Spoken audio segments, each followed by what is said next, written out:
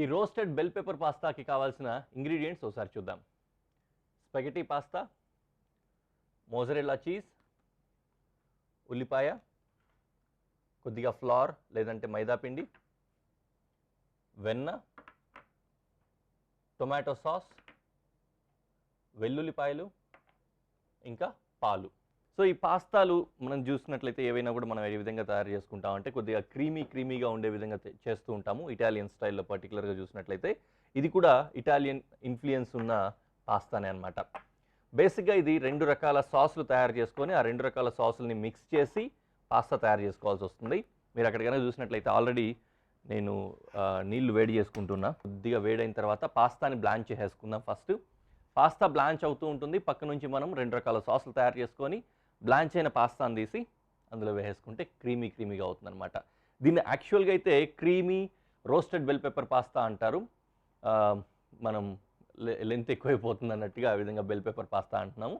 So కాబట్టి bell pepper కూడా use చేస్తాం. మీరు ఇంగ్రీడియంట్లు అది కూడా గుర్తుపెట్టుకోవాలి. ఓకే, పని మొదలు పెట్టేసుకుందాం. కటింగ్స్ 2 కటింగ్స్ ఉన్నాయి.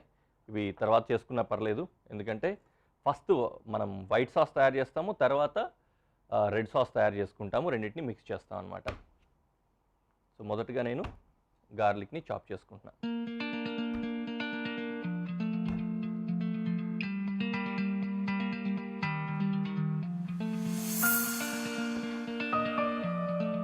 ఈ వైట్ సాస్తో తయారు చేసే క్రీమీ సాస్ ఏదైతే ఉందో దాన్ని ఈ ఫ్లవర్ తోటి తయారు చేసుకుంటాము. దాన్ని రూ అని కూడా అంటారు. సో ఆ రూ తయారు చేసుకొని రూని సైడ్లో పెట్టుకొని తర్వాత మనం will go for main important and red sauce అనమాట. సో వాటర్ వేడైపోయాయి. ఫస్ట్ నేను పాస్తాని బ్లాంచ్ చేసుకుంటాను. ఇందులోనే కొద్దిగంత ఆయిల్, ఉప్పు కూడా వేసేసుకున్నట్లయితే పాస్తాకి ఫ్లేవర్ వస్తుంది. ప్లస్ పాస్తా మిగతా అంతా అతుక్కొని ముద్దయిపోకుండా ఉండడానికి హెల్ప్ అవుతుంది ఆయిల్. సో కొద్దిగా ఆయిల్ వేసాను, అలాగే సాల్ట్ కూడా వేసాను.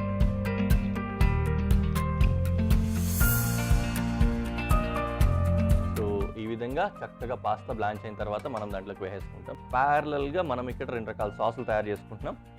ఒకటి కటింగ్స్ విషయానికి వచ్చినట్లయితే గార్లిక్ కటింగ్ అయిపోయింది, ఇంకా ఆనియన్ చేసుకోవాలి. సో ఈ లోపు మనం రూ తయారు చేసుకుందాం.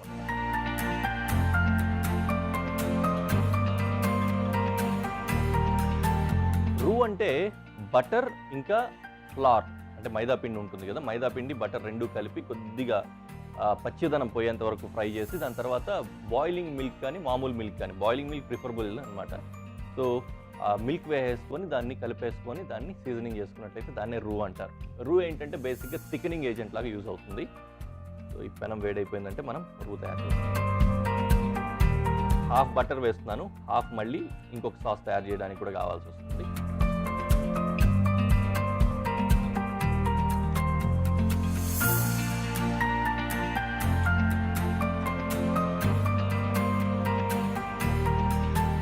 టైం ఎలాగో ఉంది, ప్యారల్గా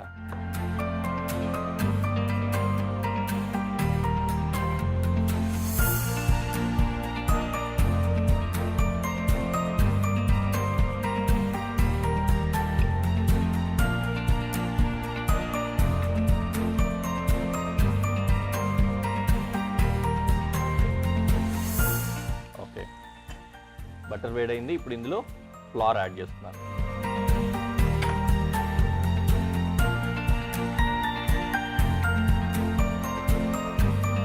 చక్కగా ఈ బటర్లో మొత్తం ఇది ఫ్రై అవ్వాలి. మళ్ళీ కలర్ రాకూడదు. మళ్ళీ కాసేపు అట్లా ఉందంటే గోల్డెన్ బ్రౌన్ కలర్లో వచ్చేస్తుంది కదా, అంత కలర్ వచ్చేంత వరకు వేడి చేయకూడదు. పచ్చివాసన వెళ్ళేంత వరకు మాత్రమే ఇలా బటర్లో ఫ్రై చేసుకోవాలి. ఓకే, అయిపోయింది కదా. కొద్దిగా చల్లగలో పెట్టేసుకొని మిల్క్ యాడ్ చేసుకుంటున్నాం.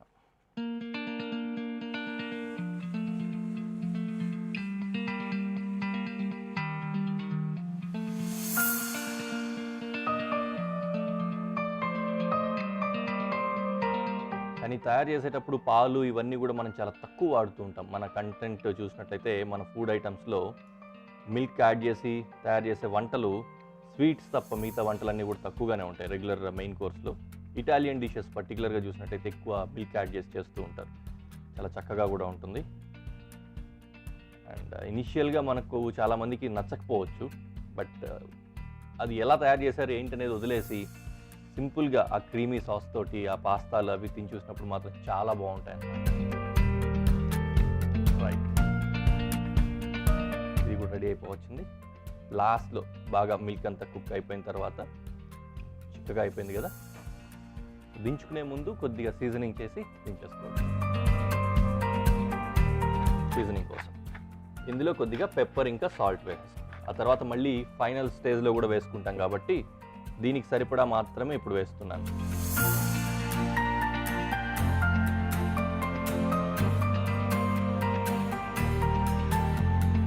క్రీమ్ తయారైంది కదా. రైట్, సో ఇప్పుడు ఇది మన వన్ ఆఫ్ ది ఇంగ్రీడియంట్స్ అన్నమాట. దీన్ని అలా పక్కన పెట్టేసుకుందాం. తర్వాత ఇంకో పెనం పెట్టేసుకొని రెడ్ సాస్ కోసం ప్రిపరేషన్ మొదలు పెట్టాను.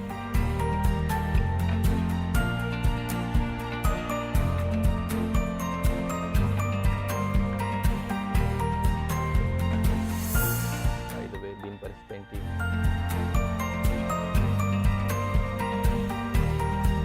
పాస్తా కూడా కుక్ అయిపోతుంది, ఇంకా కాస్త కుక్ అయితే సరిపోతుంది అన్నమాట.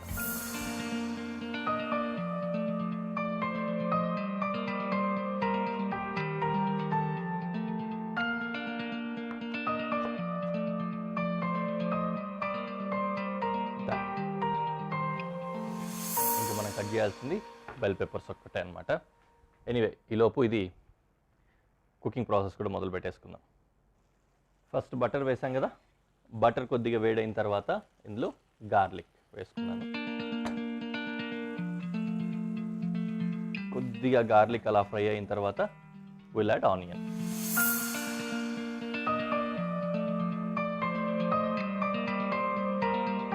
ఒకవేళ బటర్ సరిపోలేదంటే కాస్త ఆయిల్ యాడ్ చేసుకోవచ్చండి, ఆయిల్ కూడా యాడ్ చేసుకోండి, లేదంటే ఇంకొద్దిగా బటర్ కూడా యాడ్ చేసుకోవచ్చు. ఓకే, ఇప్పుడు నేను ఇందులో ఆనియన్ యాడ్ చేస్తున్నాను.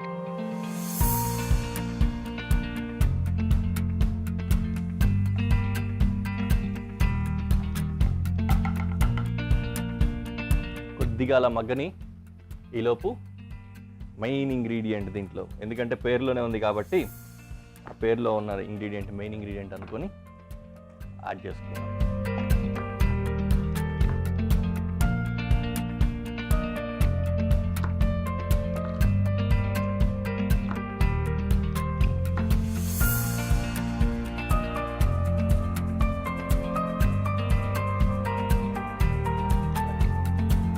ఇప్పుడు నేను ఈ కట్ చేసుకున్న చాప్ చేసిన బెల్ పెప్పర్ని కూడా యాడ్ చేస్తున్నాను.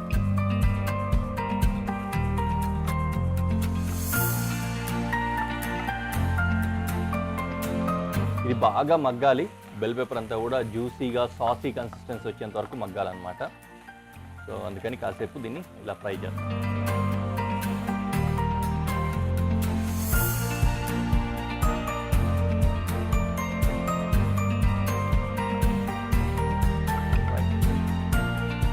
సన్న సెగలో ప్రాపర్గా కుక్ అయిపోయింది, చాలా వరకు నీట్గా వచ్చింది. దీంట్లో ఇప్పుడు మనం టొమాటో పేస్ట్ యాడ్ చేస్తాం. ఇది యాక్చువల్గా టొమాటో సాస్ అండి, ఇందులో ఫ్లేవర్ కూడా ఉంటుంది, ప్లెయిన్ కాదు. ఆల్రెడీ దీంట్లో కొద్దిగా స్పైసెస్ అంటే హర్బ్స్ ఉంటాయి కదా, అట్లా హర్బల్ స్పైసెస్ ఇంకా సాల్ట్ కూడా యాడ్ చేసి ఉంటుంది. సో మంచి ఫ్లేవర్ని కూడా తీసుకొస్తుంది అనమాట. ఆ టొమాటో సాస్ ఏదైతే వేసామో ఆ టొమాటో సాస్ కొద్దిగా వేడైన తర్వాత అందులో ఉన్న ఆ స్మెల్ పచ్చిదనము అవి పోతాయి. అది అయిన తర్వాత మనకు కావాల్సిన కన్సిస్టెన్సీలో రెడీగా ఉన్న ఈ రూ ఉంది కదా వైట్ సాస్, దీన్ని యాడ్ చేసుకోవాలన్నమాట. సో ఇక్కడ పాస్తా ఉంది కదా, పాస్తాకి ఎంతైతే కన్సిస్టెన్సీ కావాల్సి వస్తుందో అంతవరకు వేసుకోవాల్సి వస్తుంది.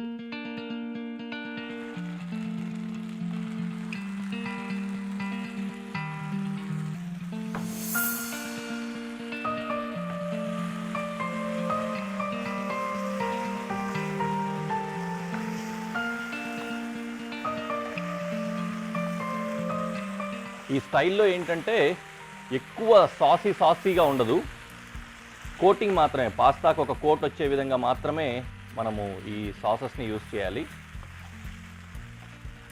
కొద్దిగా మనకు కొద్ది కూరగా ఉంటేనే బాగుంటుంది కాబట్టి కాస్త ఎక్కువే వాడుతున్నాను నేనైతే.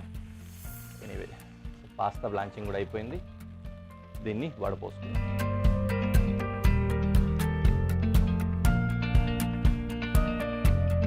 వాటర్ అంతా కూడా అబ్జర్వ్ అయిపోయింది, ఎక్కువ వడపోయడానికి కూడా ఏం లేదు. ఓకే, ఇప్పుడు ఇందులో పాస్తా వేస్తాం.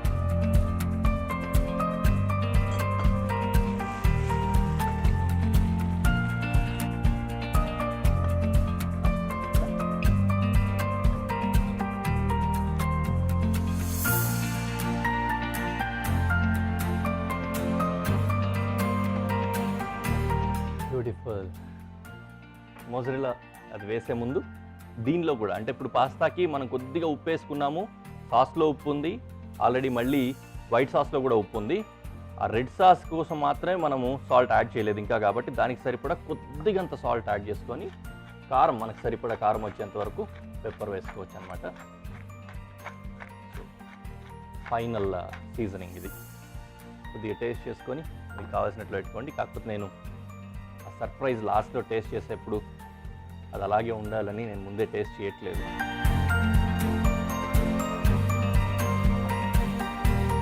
బ్యూటిఫుల్.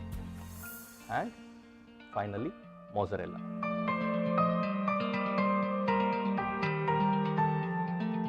దీంతో పాటు కొద్దిగంత పార్స్లీ, గుమగుమలాడిపోతుంది అసలు, ఫ్రెష్ పార్స్లీ. డన్. దీన్ని మిక్స్ చేసి అలా ప్రజెంటేషన్లో పెట్టేసి చూపిస్తాను మీకు. చూసి ఎలా ఉందో చెప్తారు, కానీ తర్వాత టేస్ట్ చేసి నేను ఎలా ఉందో చెప్తాను.